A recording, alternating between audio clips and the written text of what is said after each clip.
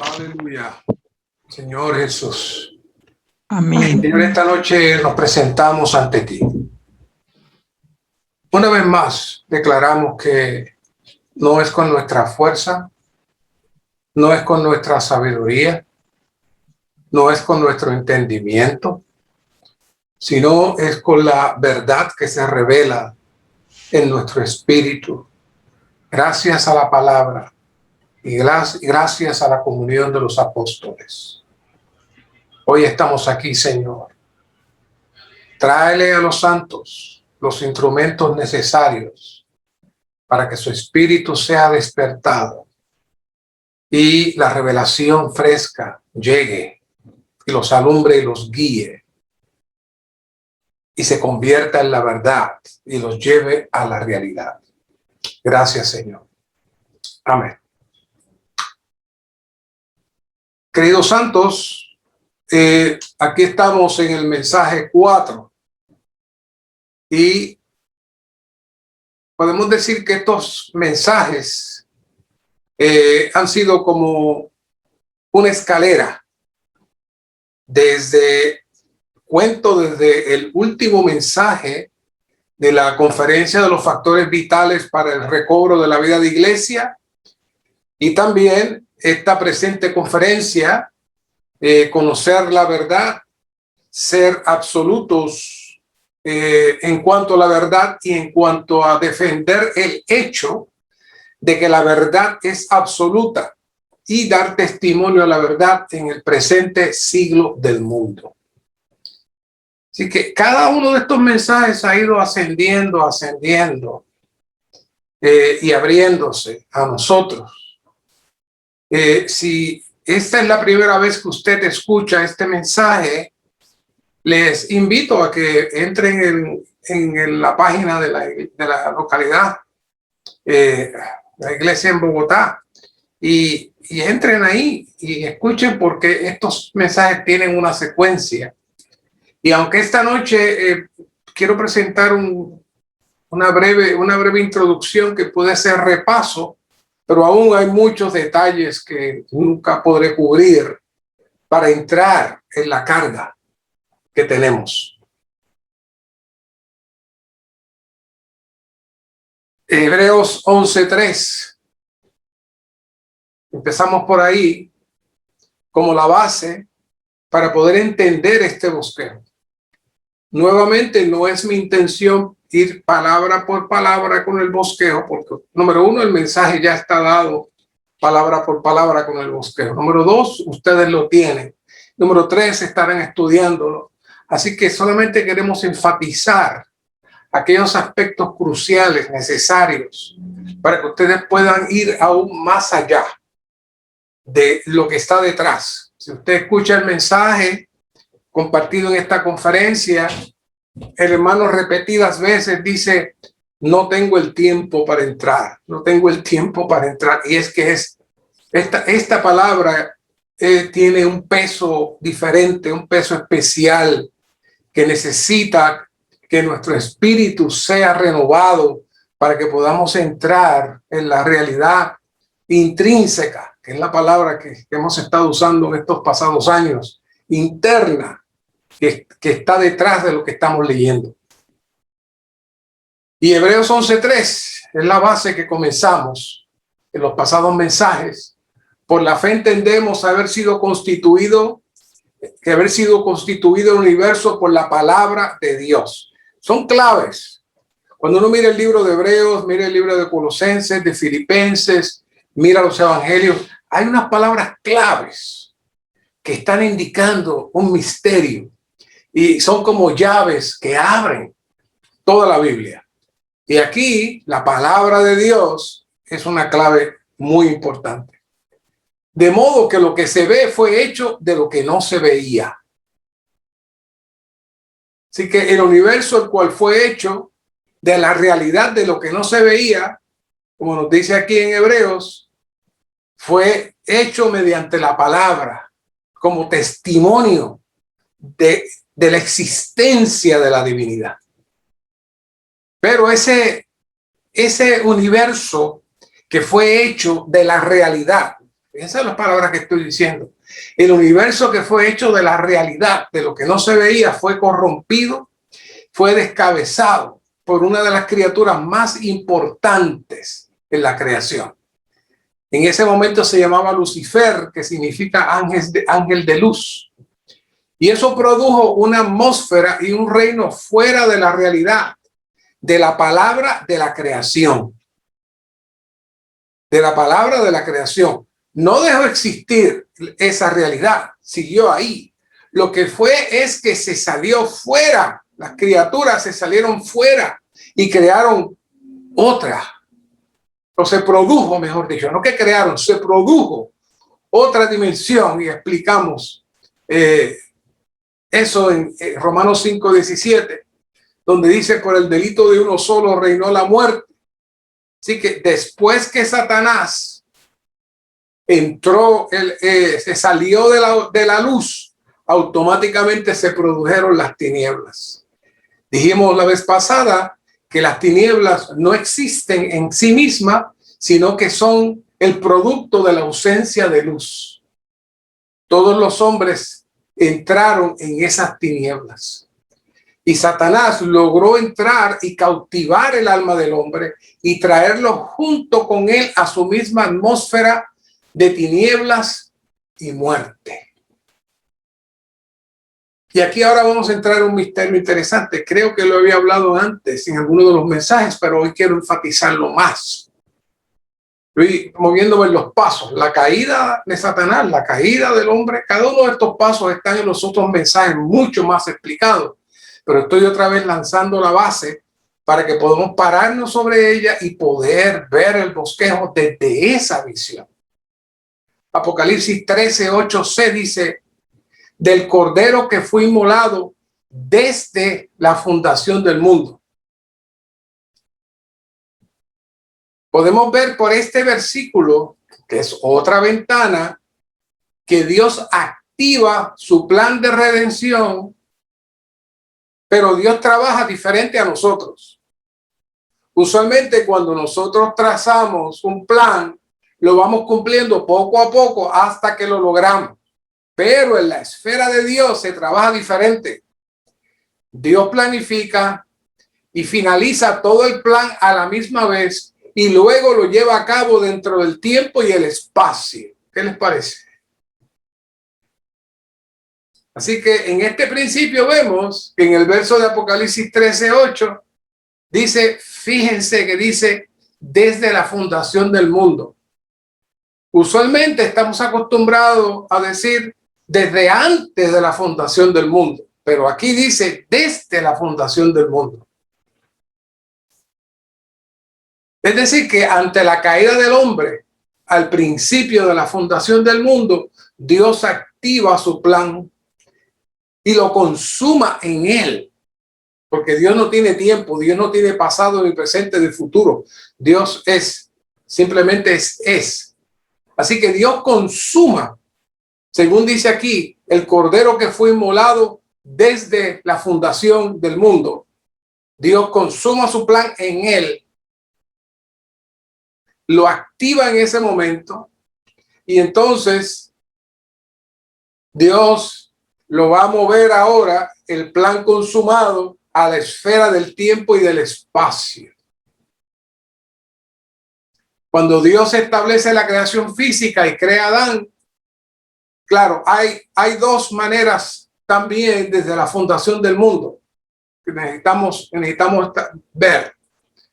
Por un lado, la expresión la fundación del mundo se refiere a la creación física y crea a Adán, pero cuando Satanás cae y lleva a Adán consigo mismo, también se produce otra creación y es la producción del cosmos.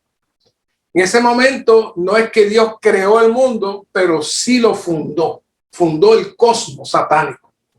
Por eso en la Biblia, en el Nuevo Testamento, se juega con la palabra mundo.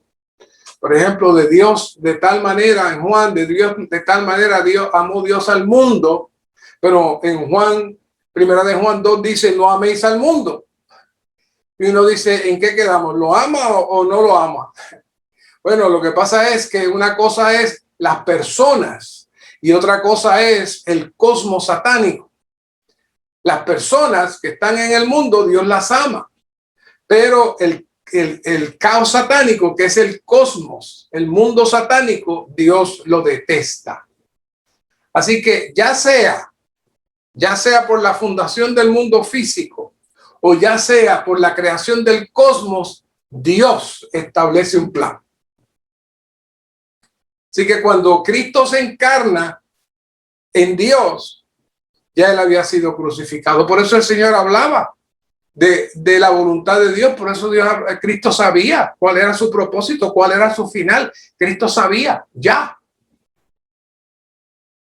Y eso se hace para liberarnos del caos satánico. O sea, donde voy llegando es que en vista de la caída de Satanás, en vista de que el hombre fue atrapado dentro de las tinieblas de Satanás, Dios establece un plan enviando a su Hijo.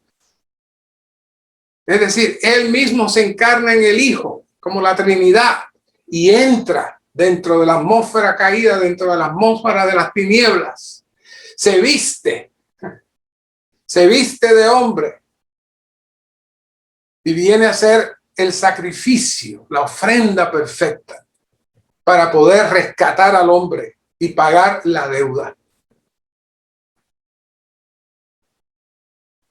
Todo eso para volvernos a llevar otra vez a la fuente original que Adán falló, que es el participar y el disfrutar del árbol de la vida como nuestro alimento, como nuestra constitución y como nuestro disfrute.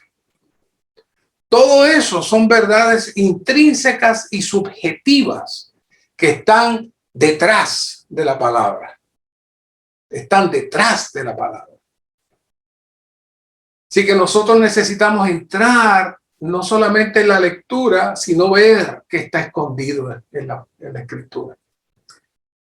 Por eso miramos el orden en Juan, y este título habla sobre el tema de el recobro de las verdades subjetivas contenidas en el Evangelio de Juan. Entonces entramos en Juan 1:1, donde dice: en el principio era la palabra, y la palabra estaba con Dios, y la palabra era Dios. Ahí está otra vez, mirando. Si miramos ahora con la perspectiva que hemos estado estudiando, podemos mirar que en la mente del Señor está relatando lo mismo que yo estoy relatando. En otras palabras, se está describiendo qué pasó en la creación. ¿Qué fue lo que sucedió en la creación? Aquel que es la palabra estaba en el principio con Dios. Todas las cosas por medio de él llegaron a existir, y sin él nada de cuanto existe ha llegado a la existencia. Los versículos que estudiamos en los mensajes pasados nos habla que mediante la palabra todo lo que se creó se hizo de lo que no se ve. Se creó de la realidad espiritual. Y ahí vuelve y lo repite. En el verso 4, entonces presenta otra situación, donde dice: en él estaba la vida, y la vida era la luz de los hombres. Yo sé que hemos leído ese versículo muchas veces, pero véalo a la luz de esta presentación. ¿Para qué hace falta la luz? La luz hace falta porque los hombres están en tinieblas, porque fueron arrastrados a las tinieblas que Satanás mismo estaba. Pero ahora aquí el Señor ya está presentando la solución. Él es la luz. Él es la verdad. Él es la vida. Él es todo. La luz en las tinieblas resplandece, y las tinieblas no prevalecieron contra ella. ¿Qué está hablando? Está hablando del caos satánico. Y está hablando de que la solución llegó. La misma palabra que estableció el universo, la misma palabra que de lo que no se ve se produjo lo que se ve. Ahora la misma palabra se hizo carne para hacer el trabajo aquí y ahora.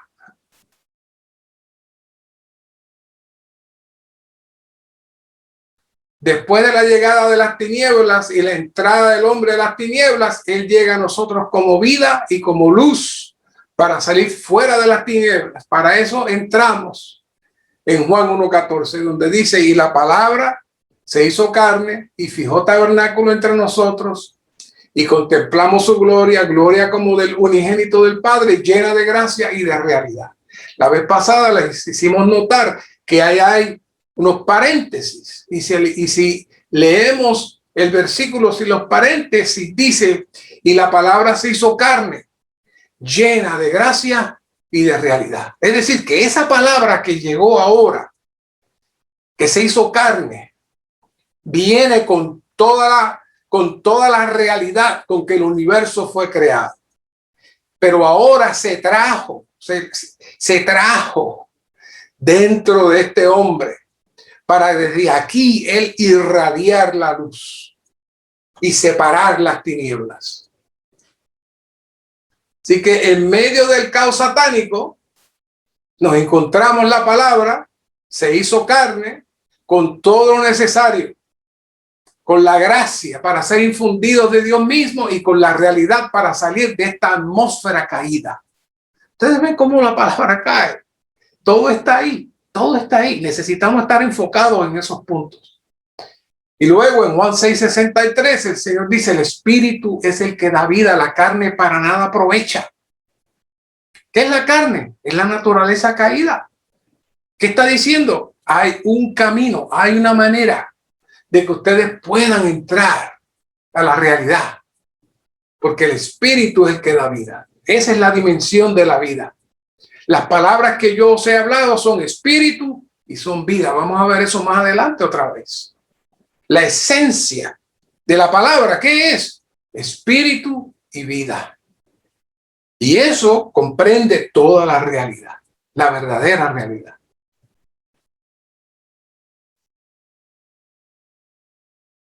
Esta palabra se infunde en nosotros como Dios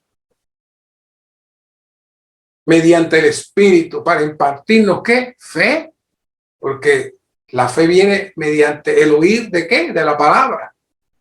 Y esa palabra produce luz y esa luz disipa las tinieblas y llega a la vida. Sin luz no puede haber vida. Necesitamos la luz para que llegue la vida. Así que ese es el principio. Por eso, Juan 8:32, y estuvimos, creo que fue el mensaje 2, estudiando todo ese capítulo 8, para que vemos todo esto otra vez desde otra perspectiva. Y le dice el Señor a los fariseos, atados, y conoceréis la verdad, y la verdad os hará libres. ¿Cuánto se ha utilizado eso en el mundo, en muchas cosas, para ciertos postulados, en ciertos asuntos? Y conoceréis la verdad, y la verdad os hará libre. La verdad es la realidad del Dios del universo. Y una vez que la conocemos, nos saca de la atmósfera de tinieblas y de muerte. Pero necesitamos conocer la verdad. Por eso el Señor en Juan 17:15 hace una oración al Padre y le dice, no te ruego que los quites del mundo, sino que los guardes del maligno. No son del mundo, como tampoco yo soy del mundo. ¿De dónde son? ¿De dónde somos? Ahora, ¿de dónde somos? Somos de la realidad. No de la realeza, de la realidad. Estamos en la realidad. Nos entró en la realidad. Y ahora, aunque estamos en el mundo, parecemos del mundo, hablamos como el mundo, pero no somos del mundo. Era igual que el Señor. Cualquiera lo veía, era un hombre normal, comía, dormía, se cansaba, pero no era del mundo. Él entró en otra esfera. Él vivía en otra esfera. Para eso el Padre, entonces, el Hijo le dice al Padre, santifícalos en la verdad. Tu palabra es verdad. La palabra que creó el universo es la verdad. Y la verdad es la realidad. Necesitan ser santificados. ¿Qué es la santificación? La santificación es el proceso de ser infundidos de Dios en nosotros como vida. produciendo un cambio metabólico mediante el suministro de la palabra, sacándonos del vivir urbano y natural y entrándonos a vivir como nueva creación y como la expresión del nuevo hombre. Esa es la santificación. Por eso 1 Corintios 1:30, que muchas veces ya lo hemos trabajado, es tan crucial. Mas por él estáis vosotros en Cristo Jesús. Ya no estamos en las tinieblas. Ya no estamos en la atmósfera satánica. Ahora estamos en Cristo Jesús. Por él, en la cruz, el Señor nos introdujo en él. El cual nos ha sido hecho de parte de Dios. ¿Qué? Sabiduría. ¿Cómo llega esa sabiduría? Esa sabiduría llega por la palabra. Esa sabiduría llega porque la palabra alumbra y presenta la verdad, y la verdad nos entra en la realidad. ¿Y cuál es el proceso? Bueno, primero la justicia objetiva. Y estamos hablando, este mensaje van a escuchar que se habla mucho de la justicia objetiva y la justicia subjetiva. Y se van a escuchar que se habla de la palabra objetiva y de la palabra subjetiva. Y van a escuchar que se oye de la palabra de la verdad objetiva y de la verdad subjetiva. ¿Qué es eso? Bueno, externamente siempre hacen falta unos pasos externos para que nos pueda llevar entonces a la realidad interna. Así que el sacrificio del Señor, la redención del Señor, la muerte del Señor, todo eso fue externo y pagó un precio externo para nosotros. Pero ¿cuál era el propósito? Entrarnos en la santificación. ¿Qué es la santificación? La limpieza de toda la contaminación de las tinieblas. Ahora, mediante la vida, estamos en un proceso de santificación, la vida que viene mediante el Espíritu. Y eso va avanzando hasta que de adentro hacia afuera, la misma vida que está en nosotros, en un momento dado también arropará nuestros cuerpos mortales. Y entonces se cumplirá la redención, que es una redención jurídica, para entonces entrar en una redención orgánica, interna, donde seremos completamente transformados. Y la Biblia le llama a eso la glorificación, es decir, la expresión completa de Dios en nosotros. Todo eso, esa es la verdad subjetiva que está detrás de todo eso. Así que la sabiduría es Cristo mismo, como la palabra que nos entra en la verdad, nos entra en la justicia, nos entra en el proceso de la salvación objetiva, que abre la puerta y cumple los requisitos para ser ganados por Dios. La santificación es el proceso subjetivo, como hemos dicho, que nos separa del mundo y nos traslada poco a poco a Dios hasta su culminación, que es la glorificación. Teniendo esa base, ¿y saben por qué tiramos esa base? Podemos hablar mucho de lo objetivo y subjetivo. Y todavía usted, hablando de lo objetivo y subjetivo, no sabe cuál es el propósito de la palabra subjetiva, de la experiencia subjetiva. El propósito de la experiencia subjetiva no es que usted sea más espiritual, no es que usted profundice más en las escrituras y entre en un éxtasis. No, ese no es el propósito de entrar en la experiencia subjetiva. La experiencia subjetiva es sacarlo de la falsedad, de la atmósfera en que vivimos, y que usted entre a vivir y a disfrutar en la realidad de lo que fue creado el universo. Así que cuando usted entra en la palabra, usted tiene que tener eso en la mente. No va a entrar ahí a tratar de entrar y disfrutar y entrar en cosas misteriosas y salir de aquí, de su cuerpo. No, eso no es el punto. Es lo mismo que hemos estado hablando. Dios desea ganarlo a usted completamente y sacarlo a usted completamente de esta atmósfera. Y eso se logra cuando usted sale de la doctrina, usted sale de la teoría y usted entra a experimentar al Señor internamente. Pero no es solamente experimentar al Señor internamente. Eso tiene como objetivo llevarlo al vivir de Cristo cada día en su vida. Aquí yo puedo terminar el mensaje. Ya básicamente se dijo, esa es la carga principal de todo esto. Pero no queríamos entrar al bosquejo sin traer esta base. Pero vamos a seguir profundizando un poquito más. Por eso dice el punto A, las verdades contenidas en las Santas Escrituras siempre tienen dos aspectos, el aspecto objetivo y el aspecto subjetivo.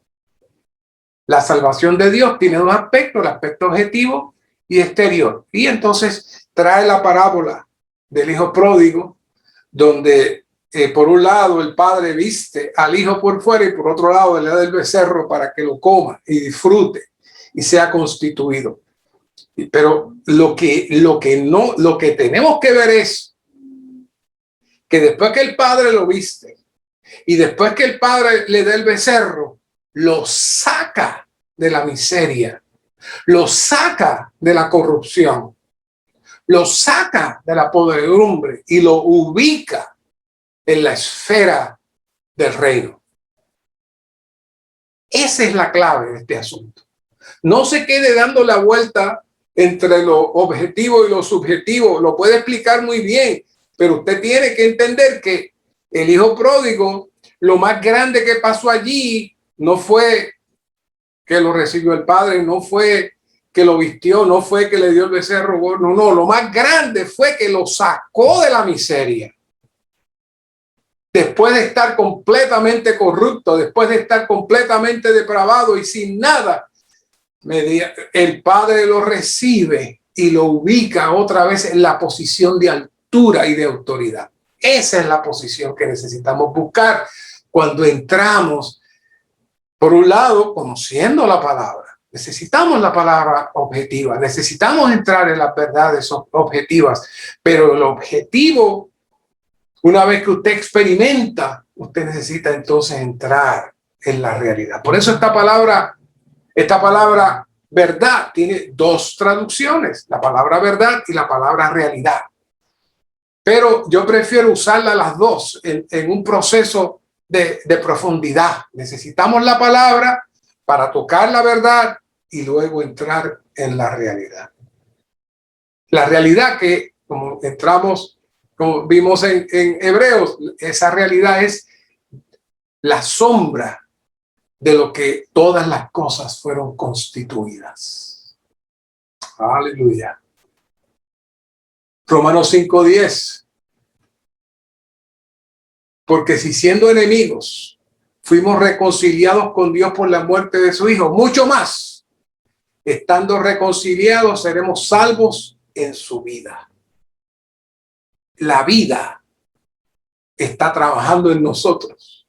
Esta nota dice: ser reconciliados con Dios por medio de la muerte de Cristo es un asunto ya cumplido, como hablamos al principio. Pero ser salvos en su vida de tantas cosas negativas para la glorificación es un asunto diario. ¿Ven lo que les digo? A eso se refiere en cuanto a la experiencia subjetiva. Es el proceso de ser salvados y sacados de esa atmósfera para que entonces el Señor vaya produciendo su glorificación en nosotros. La nota relacionada con la vida dice, implica resurrección. Después que se habla de la muerte, en la primera parte de este versículo se menciona la vida. Cristo murió para hacer nuestra vida en resurrección. Hemos sido salvos del juicio y castigo eterno de Dios por la muerte de Cristo. Sin embargo, todavía estamos siendo salvos por la vida de Cristo en su resurrección. Aunque en este bosquejo el tema de la resurrección no se toca, realmente ese es el motor, el agente, podríamos decir el vehículo que el Señor se mueve para sacarnos de la naturaleza caída y entrarnos en la atmósfera de victoria y de luz. El poder de resurrección está operando en nosotros ¿Mediante quién? Mediante el Espíritu. Hay una pequeña porción de un librito que se llama El Dios de la Resurrección. Es un folletito, pero poderoso. Léalo, lo encuentra en línea. En la encarnación, Dios entra en el hombre. Y en la resurrección es el hombre quien entra en Dios. Es lo que estoy diciendo. No es tanto el asunto de que usted sabe lo que es objetivo y lo que es subjetivo. Es que la experiencia subjetiva tiene un objetivo y es entrarlo a usted en Dios. Sacarlo de la atmósfera satánica y meterlo a usted en Dios. Ese es el valor de todo este mensaje. La encarnación introdujo el elemento divino en la vida humana y la resurrección introdujo el elemento humano en la vida divina. Ese es nuestro proceso.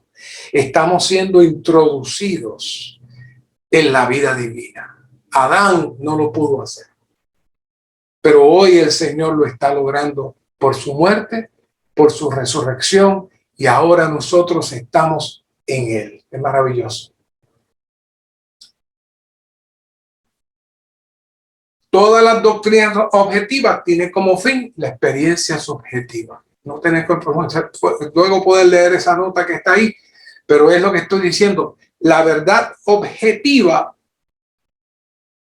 tiene como fin entrarlo entonces en la experiencia subjetiva, que es la experiencia de la realidad.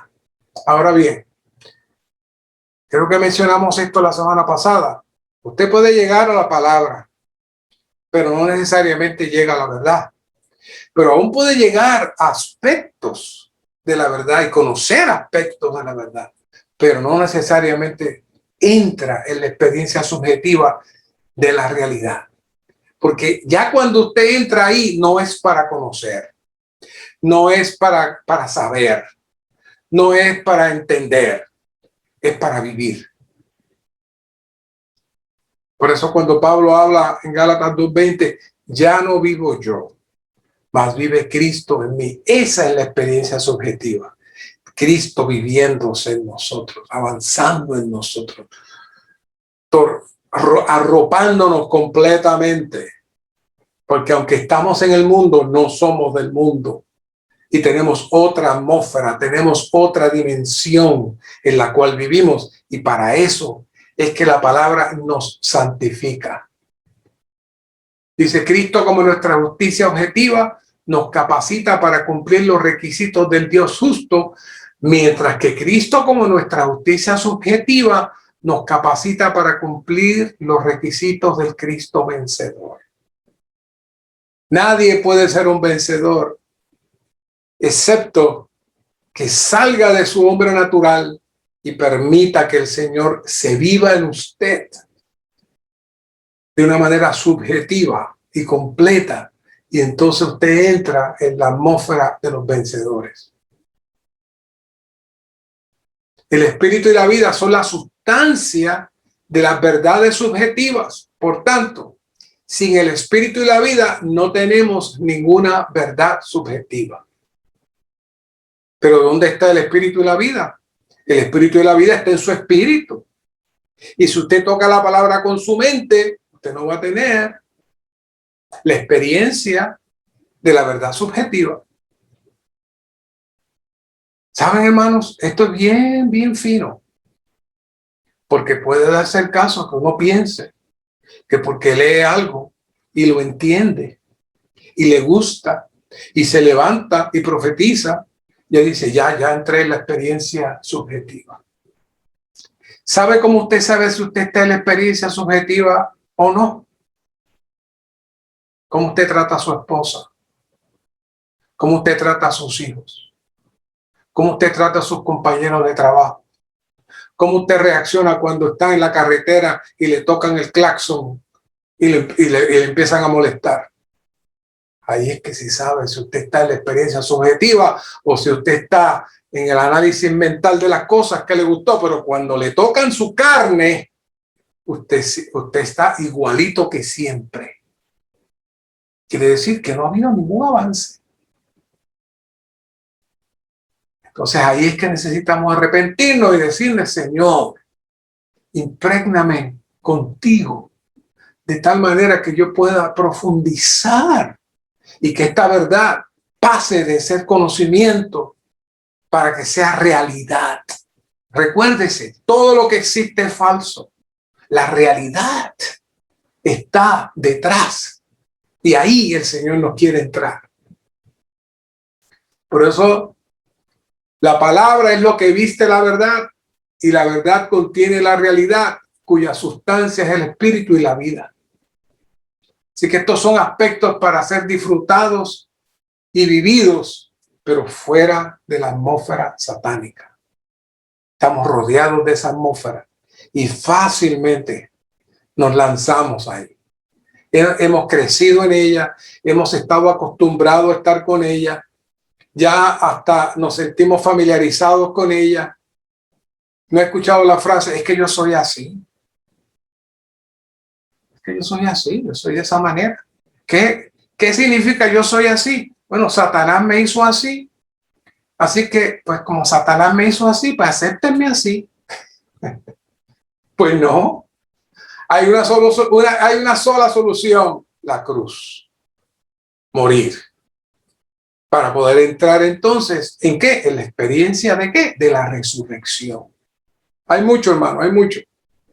Cuando vivimos por el Espíritu y la vida, experimentamos las verdades subjetivas y esto tiene como resultado la vida de iglesia. ¡Wow! Esa frase es tan tremenda que la vamos a discutir con calma más adelante. Pero guárdela. Porque la vida de iglesia es mucho más de lo que nosotros imaginamos. Por eso les menciono que el mensaje 8 es parte de estos mensajes, porque ahí tocamos lo que es la vida de iglesia.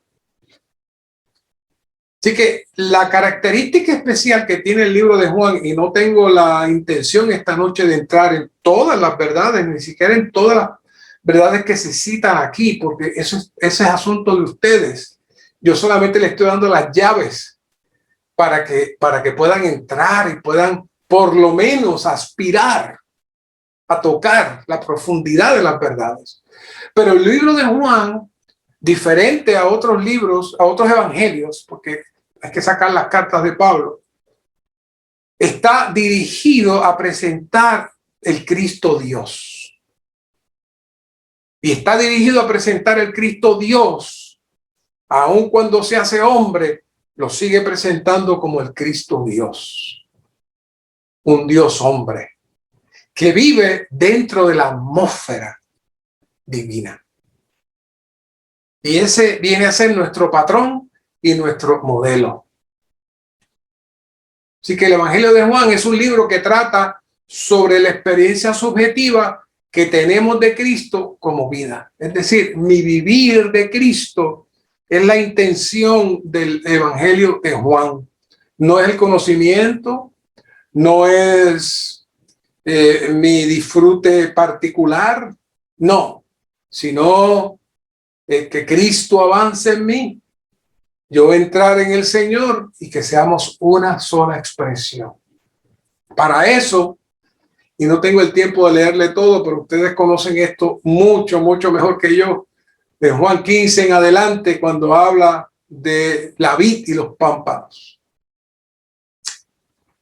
No creo, hermano, que exista en ningún lugar nadie que explique este asunto mejor que aquí en el ministerio de la comunión de los apóstoles.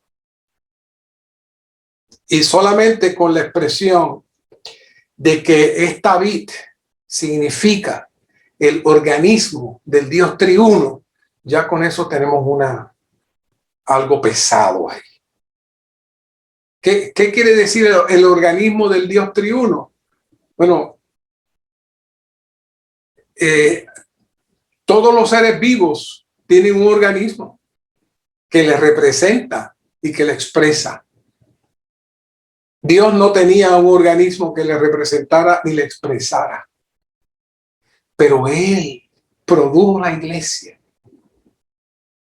impartió su vida en la iglesia y nos sacó de la atmósfera de tinieblas para venir a ser parte de su organismo. Y tal y como se presenta aquí, toda la historia de la vid. Yo soy la vid verdadera y mi Padre es el labrador. Todo pámpano que en mí no lleva fruto lo quita, y todo aquel que lleva fruto lo poda para que lleve más fruto. Y vosotros estáis limpios. ¿Por qué? Por la palabra que os he hablado. Aquí está la palabra. Permaneced en mí y yo en vosotros. Como el pámpano no puede llevar fruto por sí mismo ni si no permanece en la vid, así tampoco vosotros si no permanecéis en mí. ¿Qué es eso? Esa es entrar en la realidad subjetiva para poder experimentar la esencia de todas las cosas positivas en este universo, representado por esta vid, representado por esta vid. Esa es la experiencia de nosotros en la vida de iglesia que necesitamos practicar. Aquí es un mensaje por sí mismo. Nos habla de la bendición de estar conectado, como también lo que sucede cuando no da fruto, cuando no permanecemos conectados. ¿Qué va a suceder? Todo está ahí retratado para nosotros. Todo está ahí retratado para nosotros.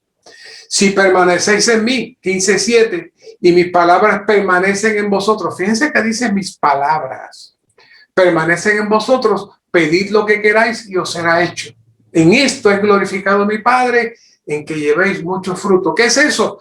Que nosotros podamos producir más de lo que nosotros somos, habiendo estado conectados directamente con el Dios triuno, como la fuente de nuestra vida subjetiva, después de haber salido de la experiencia de las tinieblas.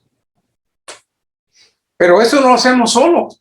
Nos da aquí el 15:26, pero cuando venga el Consolador, a quien yo os enviaré del Padre, el Espíritu de realidad, el cual procede del Padre, él dará testimonio acerca de mí.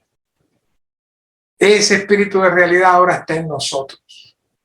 ¿Sabe? Me gusta decir esto. La realidad del universo, por la cual todas las cosas fueron creadas en sombra, esa realidad ahora está dentro de nosotros. Por eso dice, los vencedores son los que reciben, disfrutan e imparten a Cristo como los verdes pastos de vida. El Padre es la fuente como origen de la vida, el Hijo es el manantial como vida que emana, el Espíritu es el río como fluir de la vida, y este Dios triuno que fluye para vida eterna, por lo cual llegamos a ser la nueva Jerusalén. La totalidad de la vida eterna, con Dios como gloria de vida, el Padre como luz de vida, el Hijo como el árbol de la vida. Ahí está, el Hijo es el árbol de la vida. Y el Espíritu como río de vida. Todo eso es la dimensión de la realidad, donde el Señor nos quiere entrar. Nos quiere sacar de la religión, de los conceptos, de nuestro yo, para entrarnos a disfrutar de toda la realidad. El agua, el manantial, el río, la luz, el alimento, todo eso es sombra. Ahí el Señor nos quiere entrar en la realidad de todo lo creado. Me excusan por la interrupción, pero fue algo que nunca me había pasado. Cuando intentaba avanzar, saltaba. Así que son cosas que pasan. Estamos luchando también con una atmósfera, y cuando estamos tocando estas cosas tan sensitivas, definitivamente el enemigo no está contento. Y el punto 3, que vamos a entrar ahora al punto 3, que dice el Evangelio de Juan. Juan revela las verdades subjetivas con respecto a la iglesia. Y en Juan 3:12 vemos una conversación que es maravillosa. El Señor le dijo a Nicodemo, si os he dicho las cosas que están en la tierra y no creéis, ¿cómo creeréis si os digo las que están en el cielo?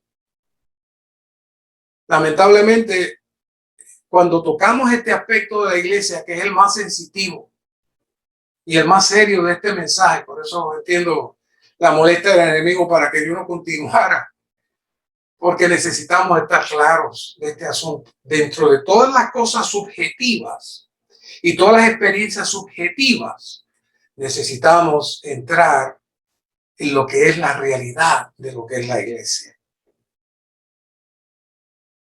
Por eso el Señor le dijo a Nicodemo,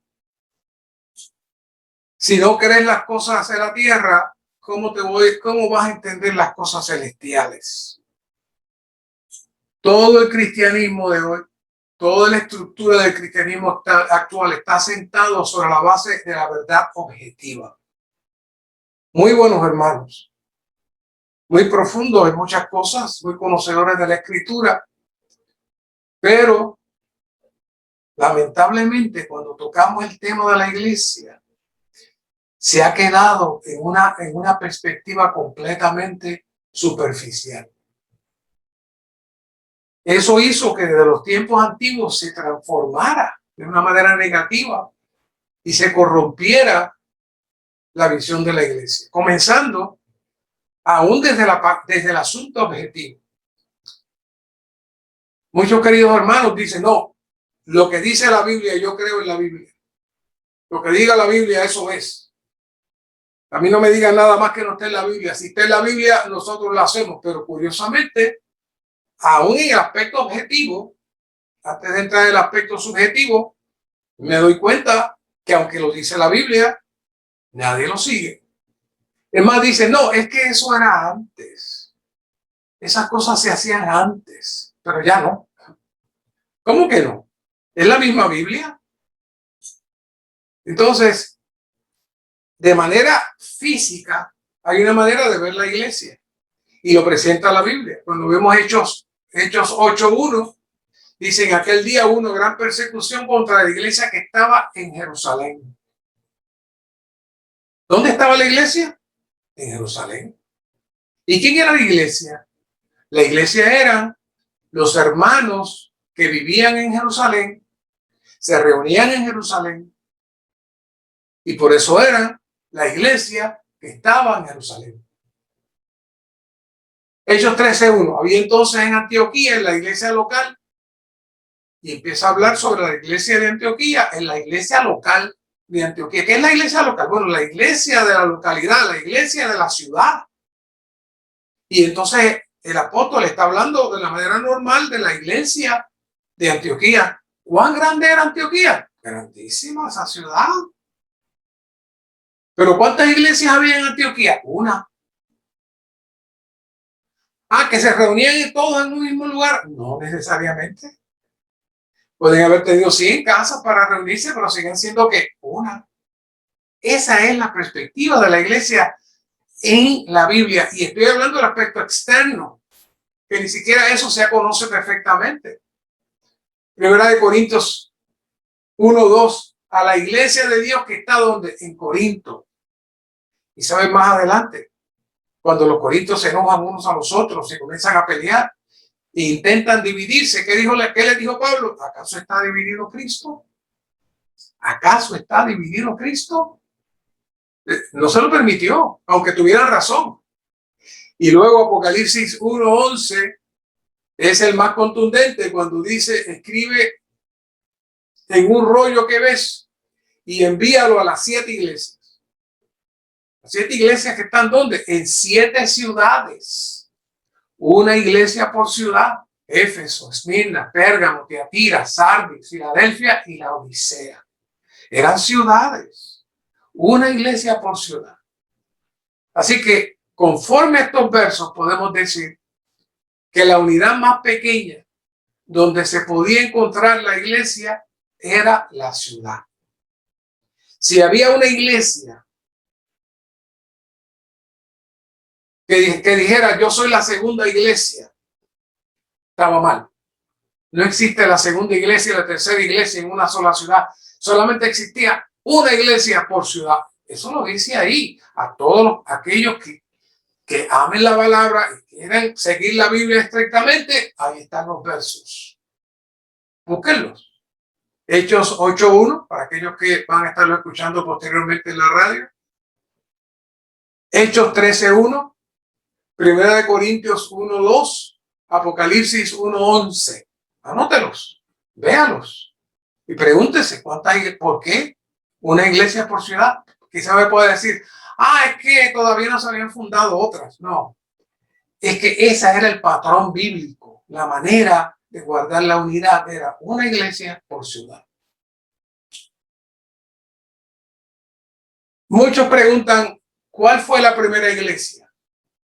¿Saben? Yo mismo he contestado a veces de manera apresurada y digo, bueno, la iglesia en Jerusalén fue la primera iglesia, pero deberíamos ser más específicos y decir, bueno, en términos de la expresión física de la iglesia en Jerusalén, no podemos decir de Jerusalén porque la iglesia no es de Jerusalén, es la iglesia que está en Jerusalén. Fue la primera, pero en términos de la iglesia como el cuerpo de Cristo, como la asamblea a salir fuera, no se puede decir que hubo una primera porque no hay una segunda. La iglesia es una sola expresión producida en la cruz mediante la muerte y resurrección de Cristo. Así que la iglesia es una sola. ¿Quién fue primero? ¿Quién fue segundo? Solamente en términos físicos, la iglesia en Jerusalén. Pero en términos espirituales, la iglesia es una. Y todavía va más profundo ahora en el aspecto subjetivo de la iglesia. Efesios 1:22 dice, y sometió todas las cosas bajo sus pies y lo dio por cabeza sobre todas las cosas a la iglesia. ¿Qué está diciendo aquí? Que Cristo es la cabeza de la iglesia. ¿Qué es eso? Ese es el organismo que hablamos de la vid. Ese es el organismo de la vid. Ahora se está representando en vez de una vid por un cuerpo humano, un cuerpo físico, pero un cuerpo espiritual donde tiene una cabeza y tiene muchos miembros, todos conectados a esa cabeza. Por eso dice el 23, la cual es su cuerpo, la plenitud de aquel que todo lo llena en todos.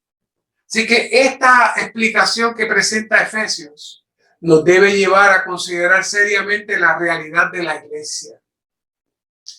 Aunque sí, debe existir una expresión práctica en cada ciudad como testimonio de la iglesia, su vida y constitución no es nada físico, sino Cristo mismo. La única manera de usted entrar en la vida de iglesia es entrar en la realidad de lo que constituye la iglesia para poder vivir en la vida de iglesia. Usted puede visitar y puede estar allí y puede mirar, pero para que usted pueda entrar en la vida de iglesia, usted tiene que entonces entrar en las profundidades de las verdades subjetivas y entrar en la realidad que es Cristo mismo como vida en su vida. Eso es la iglesia. Muy diferente. Así que la iglesia es mucho más que un edificio, como llaman. Voy para la iglesia, salí de la iglesia. Esa es la influencia del judaísmo. En el Antiguo Testamento sí había un templo y sí Dios habitaba allí, pero ya hoy no es así. Ahora Dios habita en nosotros. En los templos Dios no habita. Esa no es la casa de Dios. La casa de Dios es usted si usted recibe al Señor. Así es. ¿Y de dónde salió todo eso? La falsedad de las tinieblas, que ha afectado también hasta la interpretación de la palabra. La iglesia es mucho más que una organización humana con un nombre. No, la iglesia es la expresión agrandada de Cristo mismo. Es el vivir de Cristo, es el experimentar de Cristo y estar constituido de Cristo. Eso es la iglesia. Y aún más, la iglesia es la atmósfera de la nueva creación. Como un testimonio dentro de la vieja creación. En ese testimonio tenemos el vivir de la realidad de Cristo en los creyentes y eso produce la atmósfera para que Cristo tenga su reino en la tierra y su enemigo sea derrotado. Es decir, lo que Dios estaba trabajando en el universo, ¿sabes dónde Dios lo está haciendo ahora? Lo está haciendo en la iglesia. Pero no la iglesia tal y tal, de tal esquina y tal. No. Él está hablando de su cuerpo espiritual que nos conecta cuando Él entra en nosotros y venimos a hacer una sola cosa, tal y como la vid. Así que el resultado, punto A, el resultado de recibir al Señor en nuestro interior es que llegamos a ser constituyentes de la iglesia. Y el recobro del Señor consiste en recobrar la experiencia subjetiva de Cristo para la práctica de la vida de iglesia. Ese es el punto más crucial. Por eso es que el enemigo nos trató de desviar un poquito, pero este es el punto más crucial. Porque todo lo que hemos hablado y toda la experiencia que estuvimos trabajando es para entrar en esta realidad, que es la vida de iglesia. La iglesia, la cual es el resultado, otra vez, de nuestra experiencia subjetiva de Cristo, es Cristo constituido en los creyentes. Por eso, estos versos son tan importantes. 2 Corintios 5:16, de manera que nosotros de aquí en adelante a nadie conocemos según la carne. Y aun si a Cristo conocimos según la carne, ya no lo conocemos así. ¿Qué es eso? Cristo es para ser conocido y vivido dentro de la otra atmósfera. Es la atmósfera del reino, la atmósfera de la vida, no para ser conocido y entendido en la atmósfera de las tinieblas. ¿Por qué? Bueno, porque ahora el apóstol Pablo nos dice en Gálatas 6:15, porque ni la circuncisión vale nada, ni la incircuncisión, y ahí podemos decir, ni la religión, ni las cosas externas, ni las leyes, ni las normas, no, sino una nueva creación.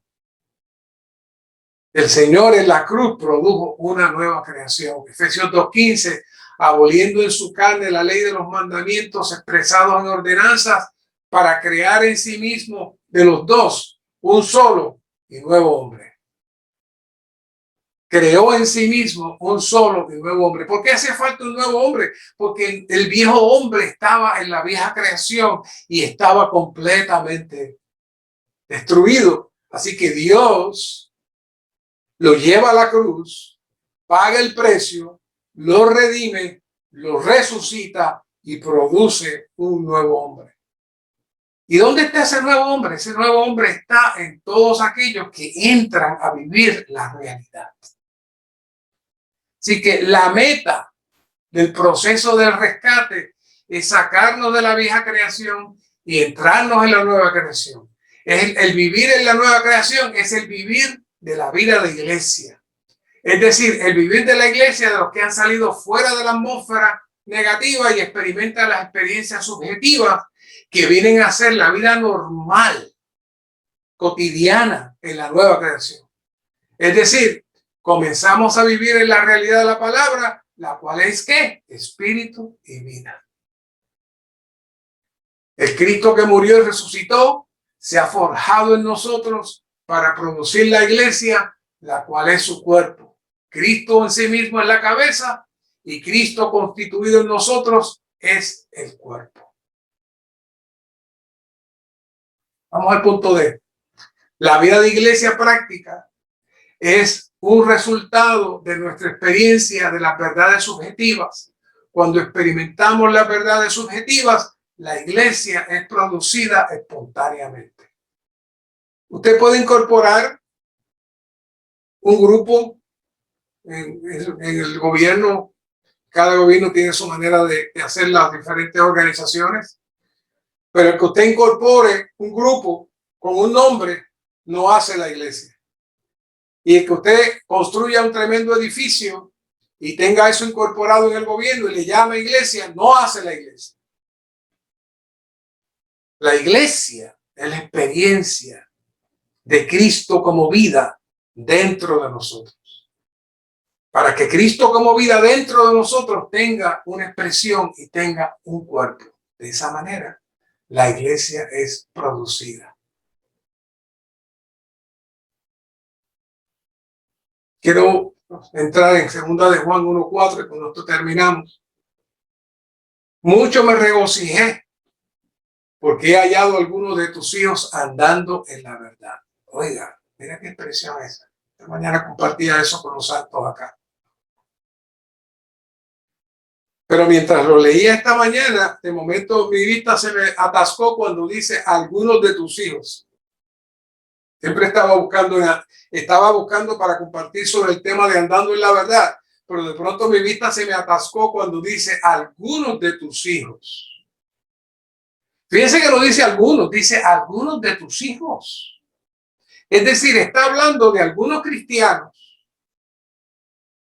que habían recibido al Señor, pero todavía no habían experimentado entrar en la realidad.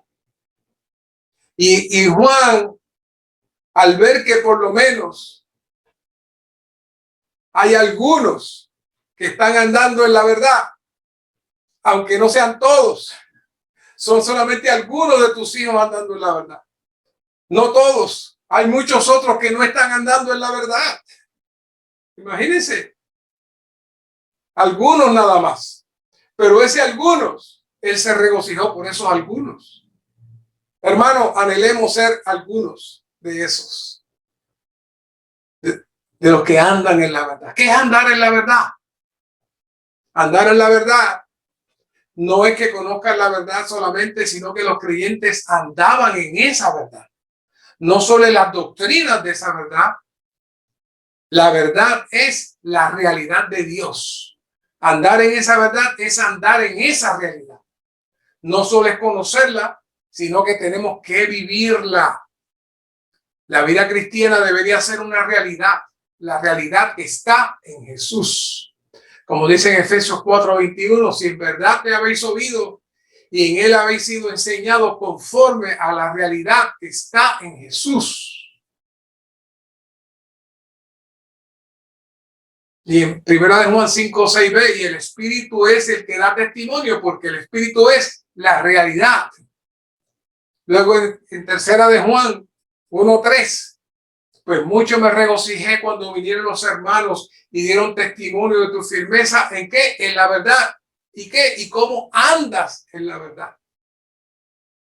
El destinatario no solamente se aferraba a la verdad, sino que también andaba y vivía en la verdad. La verdad acerca de la persona de Cristo no debe ser solamente lo que creemos, sino también nuestro vivir, un vivir que da testimonio de lo que creemos.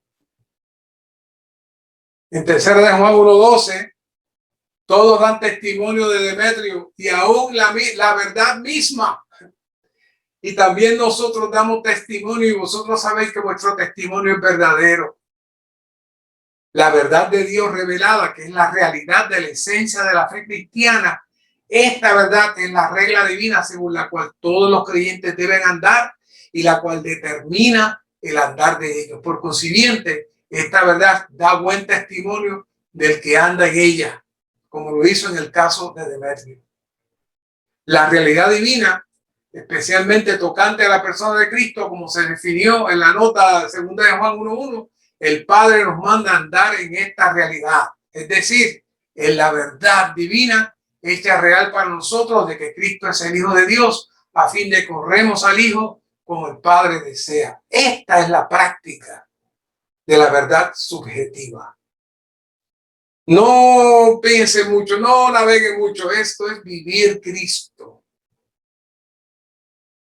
Dejar que Cristo se forje en usted y usted viva fuera de la atmósfera del mundo, aunque esté en el mundo. Por eso el Señor decía, yo no te pido que los quites del mundo, solamente que los guardes del maligno. Porque a Él le interesaba que estuviéramos aquí en el mundo viviendo en la atmósfera del reino de la verdad y de la realidad. Gracias, Señor, por esta palabra. Hazla real en nosotros, haz la vida en nosotros. Permite que podamos crecer, permite que podamos avanzar, permite que podamos tener una percepción en nuestro espíritu de lo que es la realidad y de lo que es el vivir la vida de iglesia. Gracias, Señor. Amén.